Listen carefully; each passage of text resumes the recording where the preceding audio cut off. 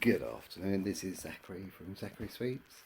I thought while I'm in the mood, because I haven't been doing many videos recently that I would have liked to have done, and to be fair, I'm starting to run out of a little bit of content because I've done nearly 500 videos on this channel now, and and as I always said, that what I wanted to do with this channel is to share all my experiences of the things that I've learned over the years. I was a qualified fitter for 20 years.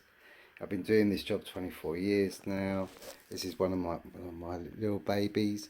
I was also maintain this on a yearly basis, and I just thought I'd go through a few things with you, like just a bit of a general knowledge sort of video today on how to get the best out of your appliance. And the first thing, I mean, it's a Chesney's wood burner, and they're like one of the best that you can get on the market. They're fantastic. They're very robust, and they're really well thought out. I can't praise them enough. I know that they can be a little bit expensive, but they're worth it. The more you spend on a stove, especially certain stoves, it's always a good idea to do your research and have a good hunt around. It's better. I always find it's better not to go to stove shops and people that that advertise. It's always better to do your own research and find out things for yourself, because like what can happen is a lot of the time when you go and actually have a look at these appliances, that they've probably got a deal with the manufacturers to sell a certain amount. So and they get like they offer them all sorts of like things if they sell their products. So like it's like anything in this day and age. Unfortunately, we live in a society nowadays. It's such money orientated. It's just it's very sad when you look at other countries in the world that are just seem to be leaving us all behind at the moment. The West seems to be going in the wrong direction, and the East seems to be going in the right direction. It seems to be very strange. Yeah, they have some issues, but their infrastructure and their cities are just absolutely stunning. But I won't get into all that because I'm a chimney sweep, and my knowledge is about these sort of things. And basically, what I wanted to talk to you about today is what's the right things and the wrong things to do with these appliances. And for starters, if you've got a multi-fuel wood burner and you're only burning wood, then you don't want to empty the ash out. So like when you open the door, I've actually cleaned this up now. There's a couple of little bits of areas where I can see just on the corner that can still need tidying up.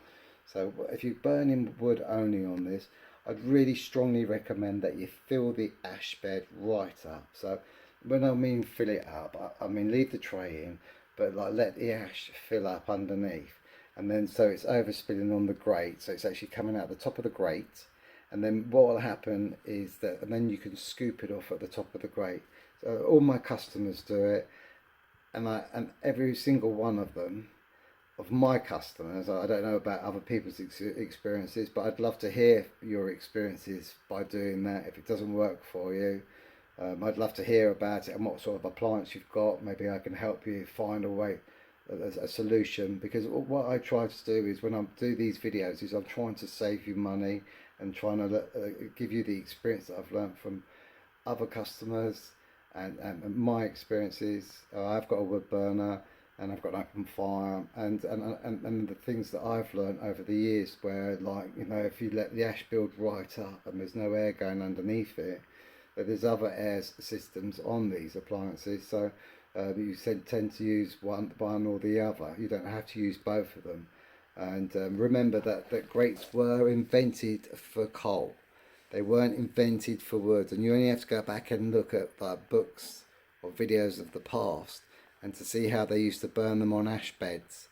And the reason why that is that wood, when you pile wood up, unless you stack it up properly, like some people like to do regimental, there's no, even doing that, there's still airways of it getting through. That's why when they stack them up, that's they leave them to one side, and it can, and then they could, when it's well seasoned and ready to go out for sale, it's easy to burn. But if you were burning coal and you piled it up in a pile, it blocks any air that could go up through the middle. So that's the reason why you have grates, and that's why you have to keep them clean and keep the air flowing underneath, because you need the air to go in the middle of the coal, not just around the sides, which is what it would do. The flame would go one way and it would go around the sides. That basically like a gas fire. If you put the gas coal effects back in the wrong positions, then the coal will follow a different direction. Um, so like basically, so if you've got a wood burner, multi-fuel, and you're only burning wood on it, let the ash build right underneath. As I said, I've really noticed this year, this is the year of the rusty wood burners. It's incredible. Last year was the year of the downdrafting wood burners, and I did so many videos last year. I am thinking about redoing a few of my old videos, which would be useful, because I think it'd be great if you could look back at some of the old videos, because they're great tips for now, but I think they need to be redone, because obviously, you know, I'm no expert when it comes to doing stuff like this, but when it comes to chimneys, I am an expert when it comes to doing chimneys, you know, and I just try to give you the best advice, only from my experience, as I said, and from the experience of other people that have had. And when I leave a nice thick ash bed in there, the amount of people that say to me, not just my customers, but also people on YouTube, they say what a difference it makes.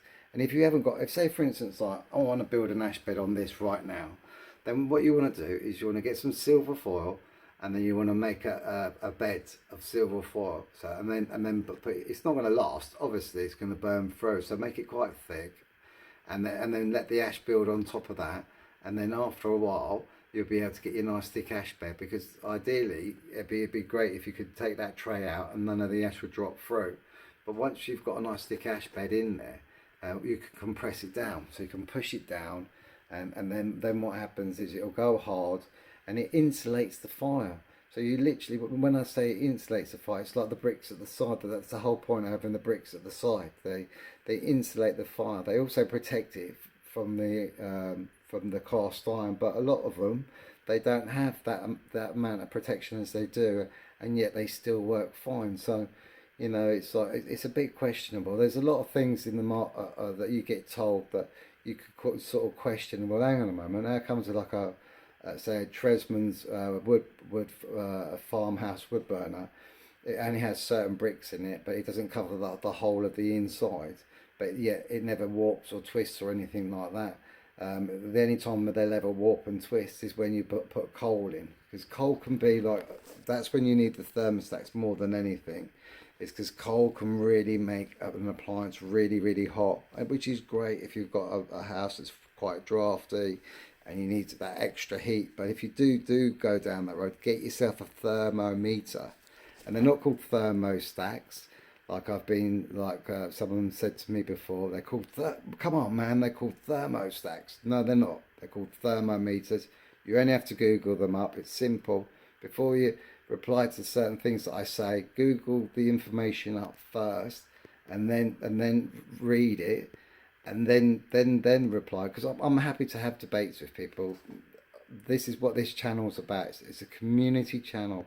I want to share my knowledge, and I want to learn things from other people's experiences, like I learn from my customers and everything. As you can see at the top of this, it's getting rusty, and the reason why it's getting rusty, but there's no watermarks on there.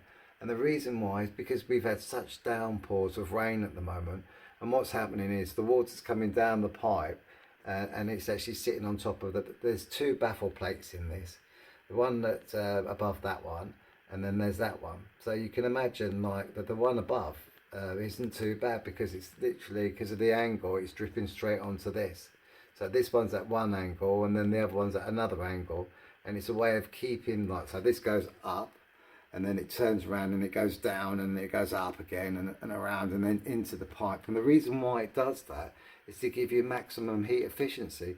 So when you're looking at buying a wood burning stove and you want to get the maximum heat efficiency, it's all about your baffle plates at the end of the day. That's what it's all about. The more baffle plates you have in your appliance, the more heat efficient it becomes. That's what it's all about. Some people say to me, oh no, don't have them in your builder's recess, have them more sticking out in your room. But the thing is, at the end of the day, they don't look pleasing to the eye, and you don't lose that much heat. And the thing is, you could get a couple of fans on the top of here, and then I mean, you're literally using percentages of heat. As long as you've got a register plate above it, and you get yourself a couple of fans, if you're looking for that amount of heat, because some people think this is enough, because it's only a small area, and where's the heat going to go? It's not going to go anywhere else apart from forward into the room. So like if you want it in a builder's recess and you've been told that you should have it further out in the room, you can have it in the builder's recess.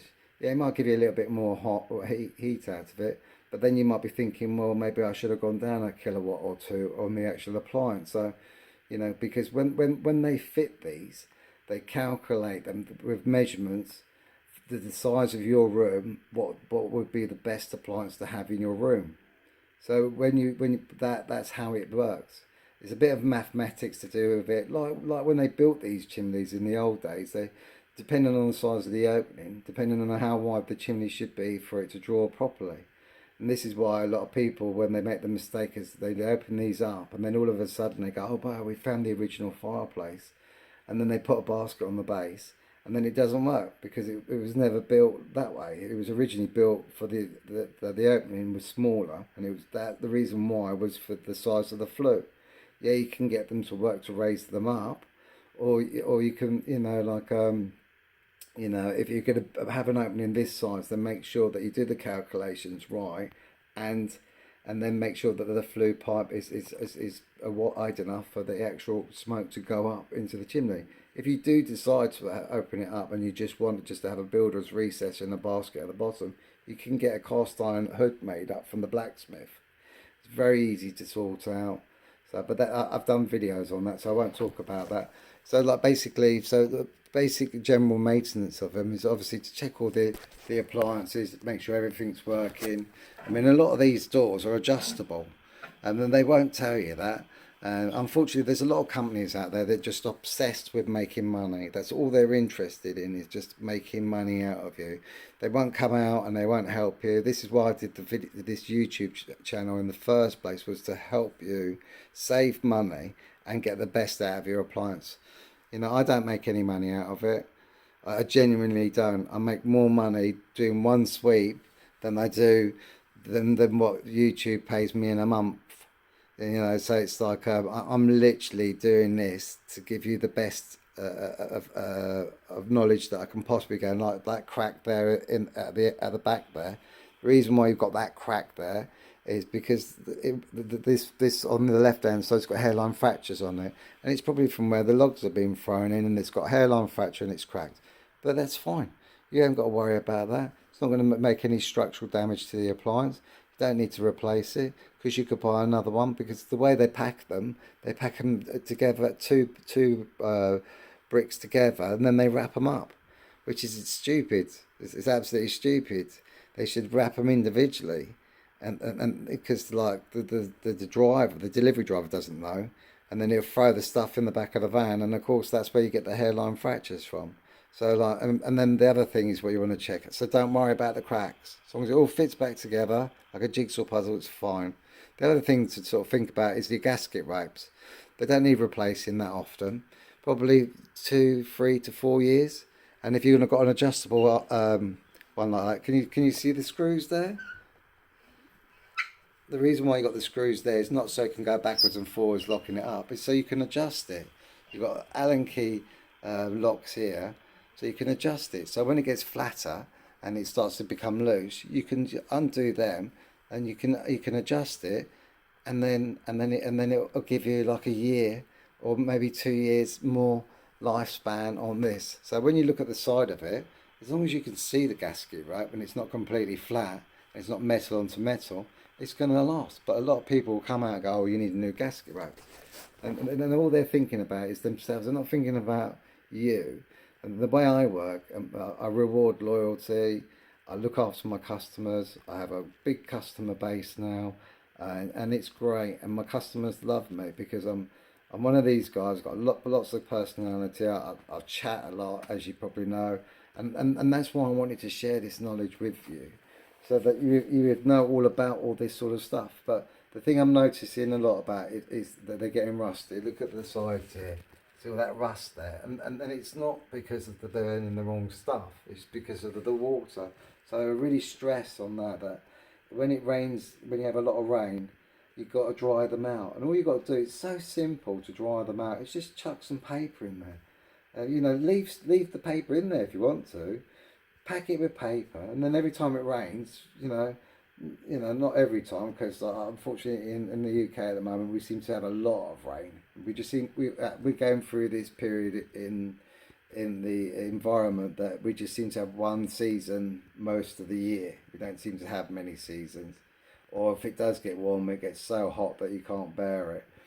But you just need to just dry it out, because at the moment that might be rusty, but it's still fine. There's no issues with that at all. So I just wanted to just go through. You can check that's your air vents. Just check them. You've got like one on the side. And that's unfortunately with that one. What's happened is because they're burning wood, that spins that rotates that round. But that's not a problem because they only burn wood on this one.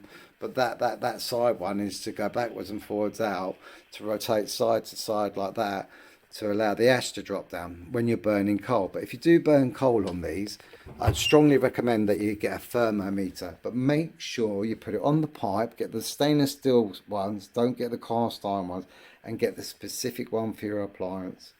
And if you do all these things, I mean, it's like with these guards on the front. A lot of them, they're pointed at an angle, and the reason why they're pointed at an angle is just for the same reason that's pointed at an angle. They blow warm air on the glass, and it keeps the glass clean. This one is flat, so you can either have it backwards or there's no right way. It's just it can go either way or the other. But some of them, if you think, why is that at an angle? And the reason why it could be at an angle where basically it goes up like that. So let me see. So it's going up like that, and this one just goes flat. The reason why it's going up like that is because if you even can imagine, it's pushing the air up, so it's going up on the glass, like it's going up here, and then that one there is blowing the air down. So it keeps the actual the glass a lot cleaner for a longer period of time. It's not going to keep it clean forever. I mean, you can see the rust there. And that's only surface rust, so that'll go, no problems at all. These doors are very easy to take off. They're all like these ones just got screws in. Unscrew them and then they lift off. So it's all in fantastic order and everything like that. So I just thought I'd go through all that with you. I'm going to go now because the customer's here, and I've got to get to my next job. Finish my cup of tea. Always a good idea to give the chimney sweep a cup of tea. But as I said, this is a community channel. If you want any advice or opinions, if you need any help, look back on my old videos and go from there. Have a great afternoon from Zachary Sweet.